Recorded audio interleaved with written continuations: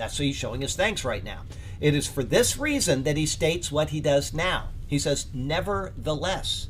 These words are given to show that despite his ability to handle any situation, no matter how negative, it didn't mean that he wanted to have such situations, nor did it mean that a helping hand in one of them was unappreciated. Okay, you get people that are in convents and what do you call it? The guy goes monasteries. Thank you.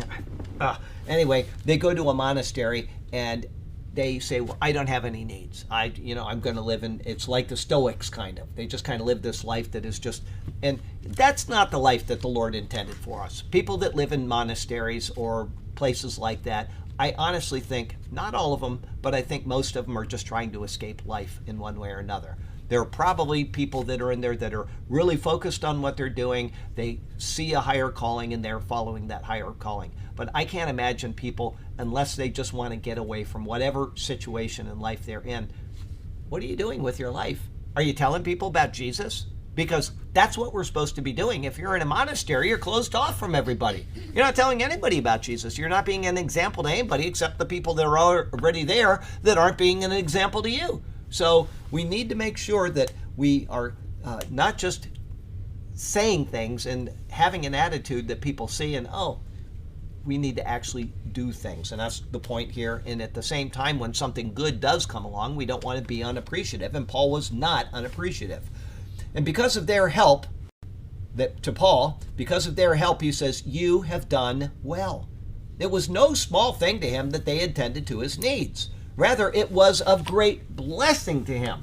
This then goes back to the words that began the chapter. We'll go to Philippians 1, and in verse 7, he says, verse 1:7, just as it is right for me to think of you all, because I have you in my heart, inasmuch as both in my chains and in the defense and confirmation of the gospel, you all are partakers with me of grace. Okay, they're working together to have these things work out. Okay, their gift made them partakers with him in the grace of defending and confirming the gospel. Though he was the one in chains, they shared, Paul's words, they shared in his distress. Together they were workers for Christ. Each had their assigned role, and their help was a part of the process. As he noted, he could have done without the gift. He would have been just fine without it, but because of it, they were a help to him, and it was also proof of their love for him. Okay? So Paul is thanking them, and he's letting them know, because you've done this thing, you're a partaker with me. It's not just me doing this thing. You, by helping out Paul, are helping out Paul's ministry, because a ministry can't function without people helping it. Okay? If they don't get help, then it's just a one-man band. And you can't get much done with a one-man band. When we started in this church, I mean, Paul, he really helped set everything up. And it's going to be good to see him again.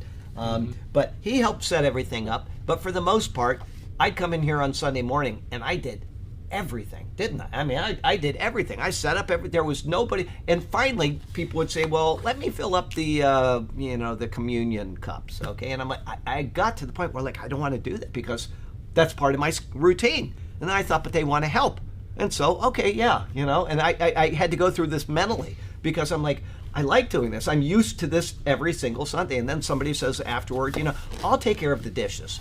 And here I was doing the dishes after church every week. And so I'm like, okay, I didn't want them to do them. But then once they started doing them, and they've been doing them every week since, I like that. Okay, so they are helping in the ministry. Right? What's that? 50 days. 50 days and you get used to anything.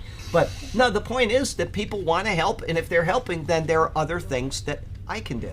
Okay? And that's what Paul was telling to them as well. It wasn't needed, but it sure did help, and he was no longer just a one-man band. Okay? So,